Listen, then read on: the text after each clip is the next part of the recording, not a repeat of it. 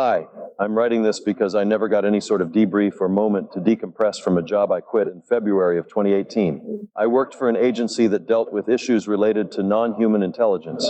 Sometimes these were referred to as EBEs, or as a friend lovingly called them, AIs. I can't divulge what I did specifically. Most of the information I'm going to discuss is anecdotal information I found out about from colleagues.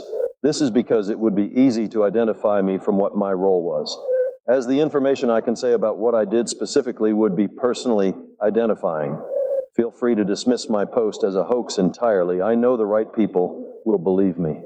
I'm posting this for myself to make peace with the gravity, no pun intended, of the situation.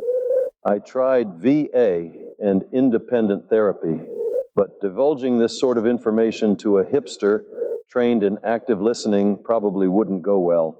Posting here is a last resort, but I hope I'm welcome to discuss what I can. I'll first talk about my career history, what working for the agency is like, how it functions, and then my general thoughts. If my post makes it past moderation, I'll answer as many questions as I can. I'm unwilling to post an ID privately to moderators or otherwise. None. People who did that face consequences. I don't think those people were Reddit leakers specifically, but any act to talk about the information in any meaningful way outside of the chain of command ends badly. I'd rather be accused of making things up than risk that, because I simply don't care what people think of me. Hopefully my post will clear up why. I'm currently a university professor, not at the university my username would lead you to believe. I was inspired to write this post when one of my students referred to me as verbatim a dude who has to know about aliens. If only he knew that wasn't even the start of it. I graduated from college in the early 90s with a degree in something I'm passionate about but never used. I started my career as an assistant for a mechanical engineer at an aerospace contractor I got after working some connections I had. Entry-level contractor jobs are easier to get than you may think. Well, maybe not if you posted here. I eventually was a project manager overseeing a small team working on experimental aircraft. Over the course of my career in aviation, I worked at 3 different contractors. I was on some of the teams working in autonomous flight in Nevada, among other places. I'll share 2 major things I noticed that, looking back, could be related to NHI research. It was a sort of open secret I was let in on at some point in the late 90s that if a large-scale invasion or threat to the mainland U.S. were to materialize, the U.S. had an ultimate trump card of sorts that would render everything we were working on as completely obsolete. Jokes like, well, work smarter, not harder on X, because if it were to come down to it, we wouldn't use that technology anyway, weren't uncommon. I assume this was referring to nukes. Later, I spent time doing inspections at various secret facilities due to my standing in particular agencies. If I'm identified, I will definitely lose that standing, so there's that. This was not as exciting as it sounds. It was very technical and boring. I was mostly just a glorified HVAC inspector. I visited a handful of facilities, but 2 of them in particular stood out as there were areas within them I wasn't allowed to access. At the first facility, the scope of my job was to inspect the entire location. One area had its own security who, after a long discussion, basically told me to kick rocks. My boss wasn't authorized to let me through either. I wrote a scathing report about this incident in my overall assessment of the facility, and my boss erased it from the document entirely. The situation at the second facility was similar. I'll admit I was what I guess my students call a Karen about it. I knew that whoever was operating these areas was working completely outside of congressional regulation, which, while it does happen in certain sectors, is really not a good look. Once I got the job I'm talking about, I was able to confirm the second facility was related to NHI research. I was never able to confirm the first was. After a teaching stint, I was offered an interview for a position in my project management roots, again, near where I was living at the time.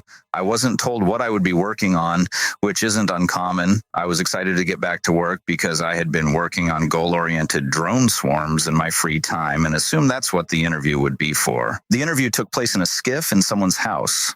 Looking back, this was most likely a house that wasn't lived in, but just used for the purpose of interviewing potential hires without giving away the location. It's also likely this was the location because this agency doesn't exist in any official capacity. Yes, it has a name. It gets sort of kind of funding.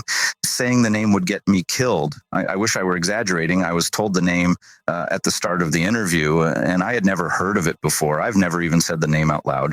Paradoxically, even though the agency doesn't exist, if someone knew the name, it's likely a paper trail exists through publicly available documents. A lot of the information isn't classified because the agency is so secretive.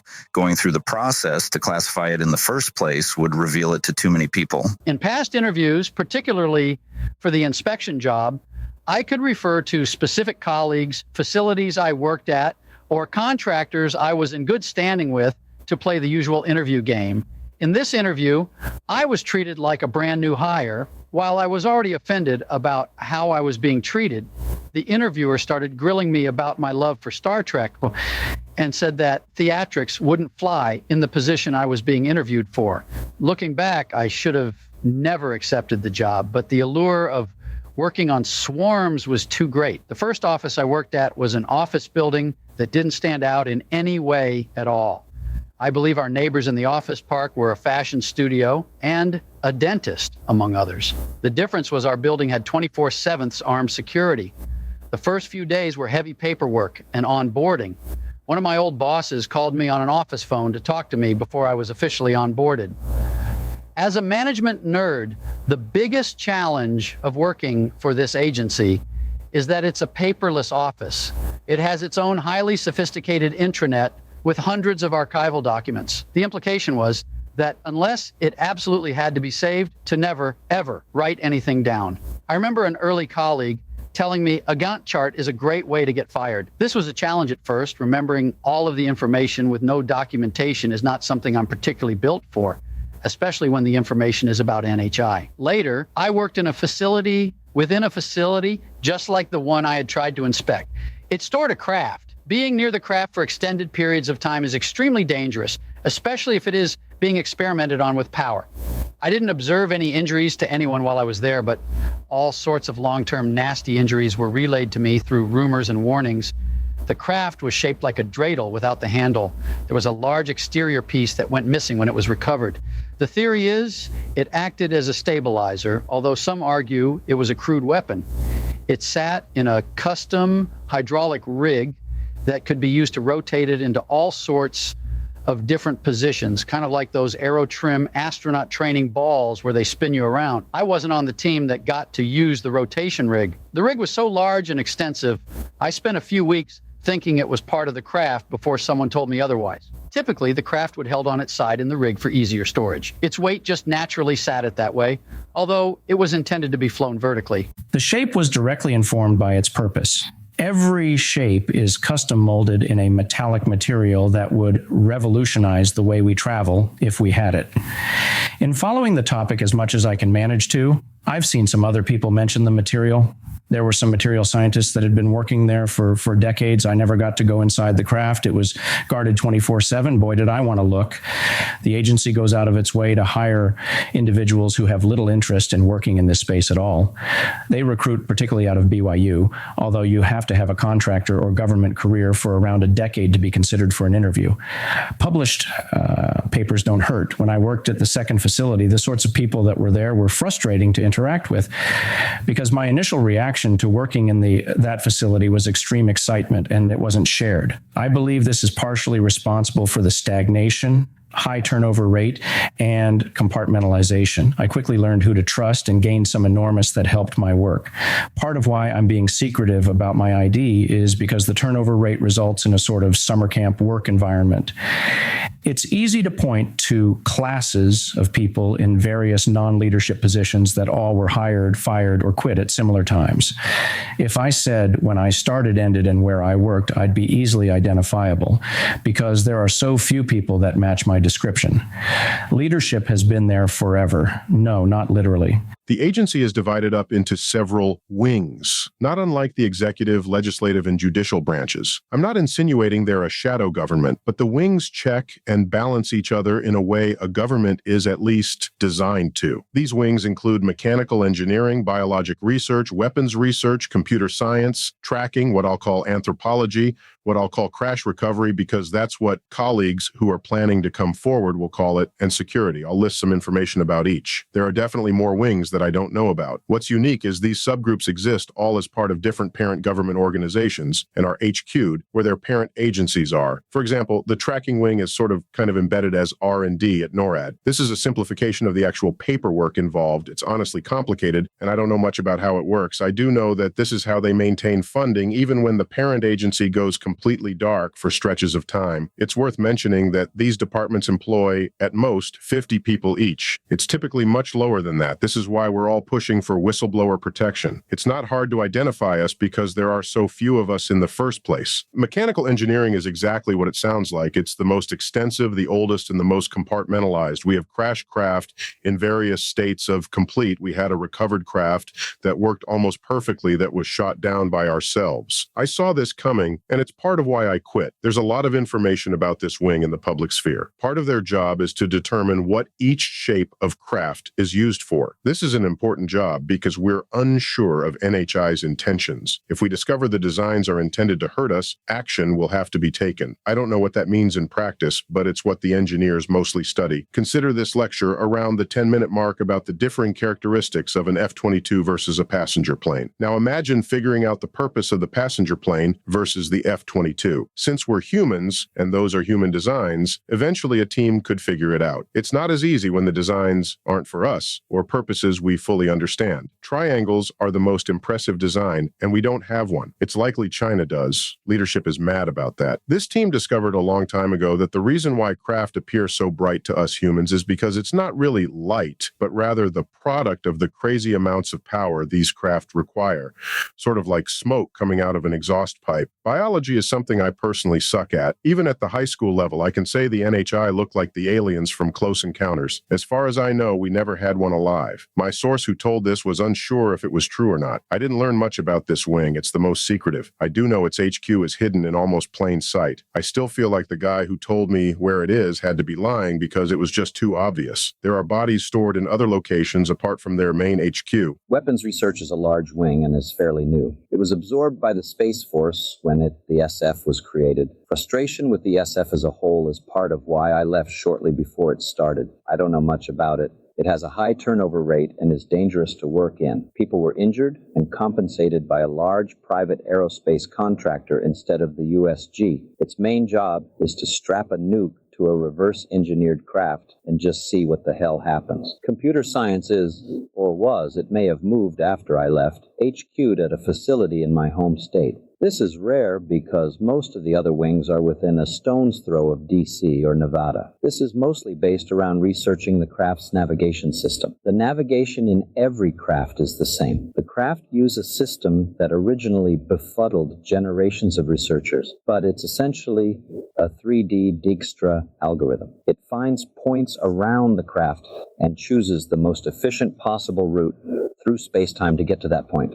Some of the parameters it uses to gauge efficiency are totally unknown to us and are a serious point of contention. It's not autonomy, but rather obstacle avoidance, not unlike what you would see in a self-driving car, but the self-driving car could go through air, space, and water without worrying about what medium it's in. Additionally, the algo accounts for the craft's place in time. I don't think this means that the craft time travel in the way we think they can, but rather go so fast that they experience dilation and can hit objects in the future, and potentially past at their target destination. It's possible they do this on purpose sometimes. I don't know much about the internal programming of the computer or how it actually does any of this. There are a few senior scientists that hold that information dear. One of them jokingly refers to it as IAC, as in C for NHI. I know that he doesn't work with a computer, only a pad of paper and pen. Although the algo is extremely effective, nuclear explosions and experiments somehow interfere with this navigation. Craft particularly avoid Diablo Canyon, even if we put something they really want there. They mostly avoid previous crash sites as well. More on crashes later. Speaking of avoidance, tracking, like I mentioned, is or was part of NORAD. The NHI deploy craft of various shapes and sizes all the time. I don't want to claim that they have advanced cloaking techniques, but from what I heard, the tracking department basically is in an eternal game of cat and mouse. They don't have adequate technology to track the transmedium craft. All I would say on a record is NHI know we can track them and know how to avoid us. They usually avoid detection by going underwater, especially in the case of particularly large, by human measurement, enormous craft. It's interesting that historical UFO designs mimic the design of buildings and vehicles of that time period. Whether this was just humans not being able to reference what the designs look like or a form of mimicry is anyone's guess. Someone in leadership knows the answer. I don't. It's important to note not everyone at NORAD was part of the tracking team, but the tracking team is embedded in NORAD and interfaces with them on a minute-to-minute basis. This leads to scenarios where NORAD will report an object and the tracking team will silently acknowledge but give no explanation. This led to a catastrophic incident that happened after I left but knew about from a colleague. Supposedly, tracking is being moved to the Space Force to clear up these miscommunications. If I were working there, I would probably be working on that onboarding process. NORAD was moved to Cheyenne not only to protect from a foreign adversary, but also because the facility is uniquely equipped to track NHI craft. The wing I called Anthropology is the weirdest one by far. It focuses on a few different things. They originally studied NHI's intentions and culture, if it's possible to call it that. The reports I read from this early research changed the way I see the world. Anthropology and computer science were at one point decompartmentalized to study how the NHI interact with the craft. The NHI are linked to their craft in a way that borders on biological. The actual way they interface with the components of the craft is not as sophisticated. Take this video. Although it's an immature video, the way he interfaces with a piston that moves the gas pedal is similar, albeit much simpler, than the way NHI interact with their craft. They send signals using their body to systems that control the craft. It's hypothesized that they can and prefer to control craft remotely, but I'm not sure if we were really researching this. Take note that if the driver of the jerry-rigged death trap in the video panics, the car would accelerate due to heightened brain activity. When people wonder how a superintelligent being can crash, this is part of the answer in conjunction with the navigation system malfunctioning. I personally don't think the NHI feel stress as we do. But if they heightened their activity and overrode the pathfinding system instead of letting it do its job, there could be an accident. A smaller subset of this wing focuses on how humans can interface with craft that are currently in the sky. If you see an image of a large disc above a gas station in the snow, it was someone in this department summoning a craft, not unlike how cheap RC car controllers can interfere with each other when used at the same time. Some people are better suited to interfere with NHI craft than others. We're not sure why. On somewhat comedic note, one colleague was harshly punished for using this research to encounter NHI craft at a party. There was an outdoor bonfire, alcohol, and questions about what she did for work. She wasn't killed or anything, just called a dumbass and told to never ever do that again. Some people in this department are BYU graduates who believe they are directly interfacing with what were recorded in the Bible as angels. There is an even smaller subset of this wing that focused on NHI communicating with humans. All I know about them is that they did that work at some juncture, but probably have other jobs now. Crash recovery probably has the most people involved. It's split up among several parent orgs, but funding is funneled away from it and into other departments when there's little activity. This is common among the entire agency as funding and staff get balanced between the different wings based on progress or lack thereof. Most of the crash recovery staff are staff from tracking and security that are involved in crash recovery. It's also made up of members of all of our favorite three-letter organizations. Crash recovery's overall structure was referred to as a volunteer fire department. It's typically some people playing pool and watching movies, but when the need arises, all hands on deck from the current staff and on-call members. Crashes are exceedingly rare. The number of crashes goes down exponentially because they learn to avoid the cause of the crash. When they crash, they make no effort to retrieve the debris, save for one instance. I personally believe some crashes weren't crashes, but were NHI parking a vehicle for us because there were no bodies recovered and the craft was in perfect shape. Security, to put it mildly, are terrifying. Imagine the very best of the SEALs, NSA, and Secret Service all working together. They are short-staffed, but that staff is not only elite, but dedicated. Their numero uno rule is people that mention the agency name are killed. It's not a question, and it happened during my time. You'll hear more about them as news about the retaliation Dave comes out. I wasn't directly interviewed by him, but I know several people who were. The security team figured it out quickly, and you could say they aren't his fans. They constantly monitor all discussions about the topic, but rarely act in real life unless absolutely necessary. They staff facilities like the second one I worked at. This team also actively engages in disinformation, gaslighting, and other similar campaigns. Their goal is to keep the U.S.'s secrets about this tech secret, because other countries are close to breakthroughs. They also conduct counter-intel on what other countries know and counter-intel about what they know about what we know. Not to sound crazy, but the security team will see this at some point or another, so a friendly hello to them. Can't touch this, but I sure hope. I have a hunch that the current public-facing task forces are actually their own wing within security. A friend of mine texted me once, "Sean Kirkpatrick, you can get your ass kicked."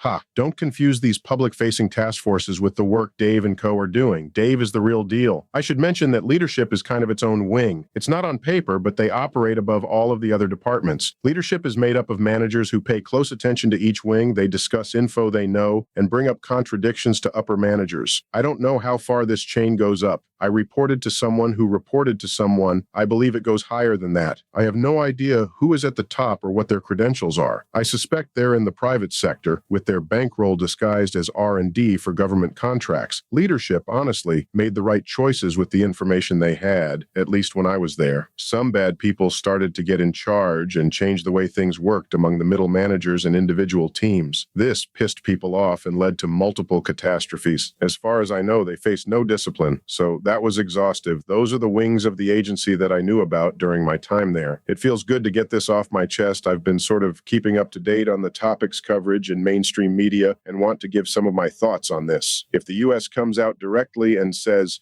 we have craft, we have bodies, it means we are on the verge of a serious global conflict like we've never seen before. They will only reveal this to the public if absolutely necessary. The way the information is going to come out is through people like Dave and further probing from Congress. Not all of it should be public information, but I believe the technology that is just sitting somewhere would completely revolutionize the way we live. I don't think anything significant will happen in my lifetime. It was a frustrating job because everything was so stagnant and had so much potential. We're talking about technology so advanced it could render every single current global issue obsolete. If we solved two major issues with the craft and were able to manufacture them, we wouldn't know what to do with ourselves. The technology being incorporated into our technical revolution is a hoax. I heard one theory from a guy at a bar that the transistors at Bell Labs were inspired by technology at Area 51. This is a joke. The technology makes transistors look like sticks and stones. I believe multiple species of NHI is misinformation spun up by the security team. There are mystery wings of the agency I didn't get to learn about during my time. It's possible one of these research is other species, but I doubt that. NHI potentially experiment on us and definitely experiment on animals. We have no idea why. The main reason you'll never see organized disclosure is because nobody can agree on what to say. We simply don't know enough. Namely, the NHI's intentions, sort of, we have a good theory, and where they are from. The Anthropology wing believes the NHI are controlled by an intelligence that is beyond our current understanding of how life works.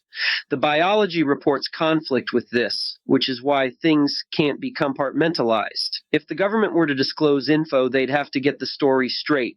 We also have no idea where they are from. We, as in everyone I worked with, it's possible someone in high up in leadership knows.